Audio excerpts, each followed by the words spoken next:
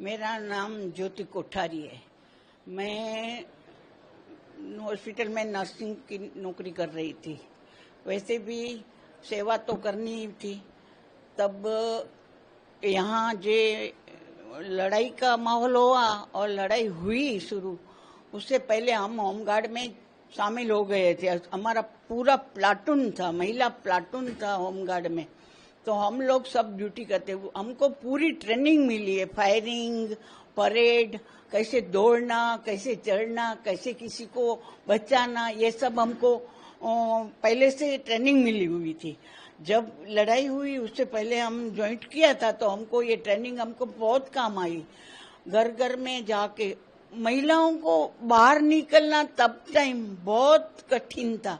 उसमें भी जब होमगार्ड का यूनिफॉर्म पहन के निकलना, वो तो बहुत मुश्किल की बात थी।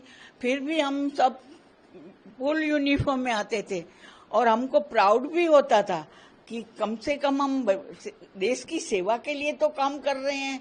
और हम अभी भी सबको बोलते हैं कि लड़कियां और महिलाएं ट्रेनिंग में आए और ये सब करने के लिए वो लोग की जरूरत है। सबको हिम्मत देने की है, क्योंकि माहौल इतना खराब हो गया। वो टाइम का माहौल तो हो गया, तब नहीं पुलिस में थी, नहीं होमगार्ड में थी, फिर भी हमको ज्वाइंट करके हमको ट्रेनिंग दिया है, वो भी बहुत बड़ी बात है।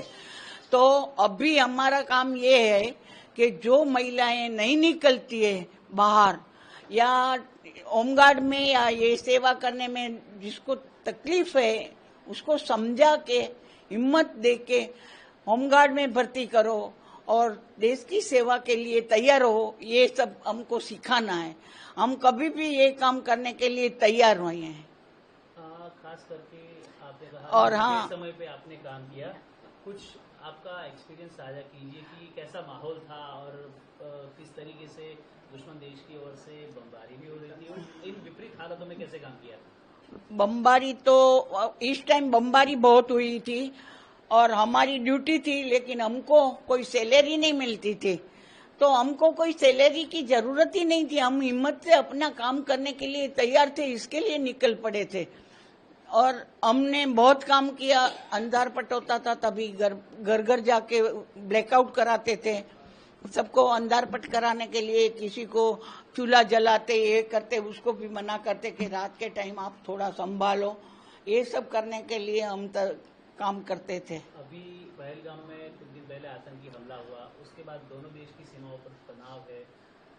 अभी फिलहाल इस मुद्दे पर क्या कहेंगे? यदि देश